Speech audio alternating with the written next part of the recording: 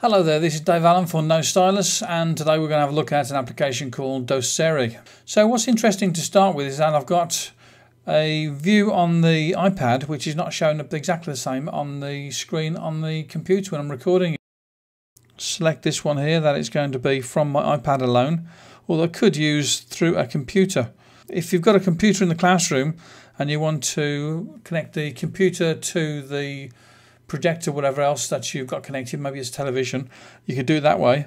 But in this case what we're going to do is we're going to just go through the iPad alone. Okay, so let's go to something that I've done before, desktop capture. This is much more powerful than the Edu Creations. €4.49 to get rid of the customization of the watermark. Okay, so let's get started with the new one. Press the plus on the bottom of this here and we'll go for the iPad default, shall we? You'll probably want to use that one if you've got some people that are using the smaller iPad resolution, so the non-retina people. Well, I could go through all of the ins and outs of Doceri, but there are some good videos on the site there that tells you how to use it. So what we'll do is we'll just have a quick look at something that I created in Doceri, and then after that I'll give my verdict on whether it's a good application or not. Okay then, so here we are in Doceri and I'm recording. And basically what I can do is I can step through this. I've got a blank screen at the moment, and let's step through this and show you what we can do with Doceri. So let's go to the next slide.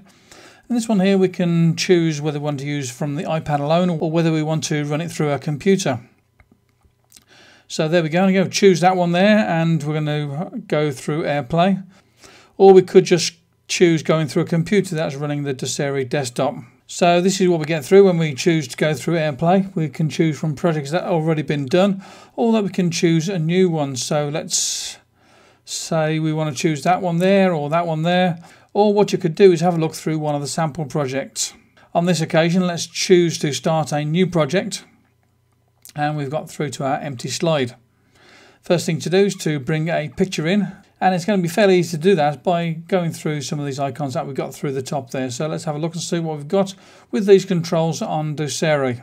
This section here is control how fast the presentation runs when you press play.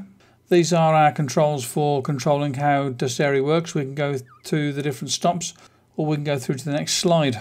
One is for putting in new slides and the other one is for putting in new stops.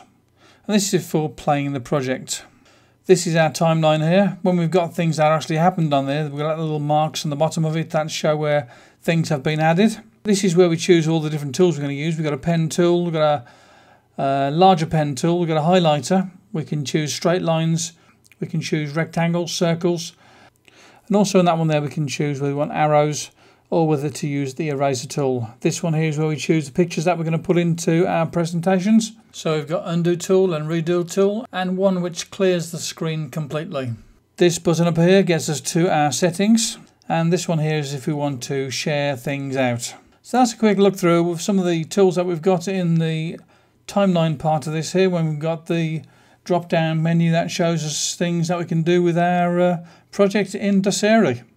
There are a good few things about this Doceri application which is absolutely marvellous, and I can see a lot of teachers around the world are going to be using this application within classrooms.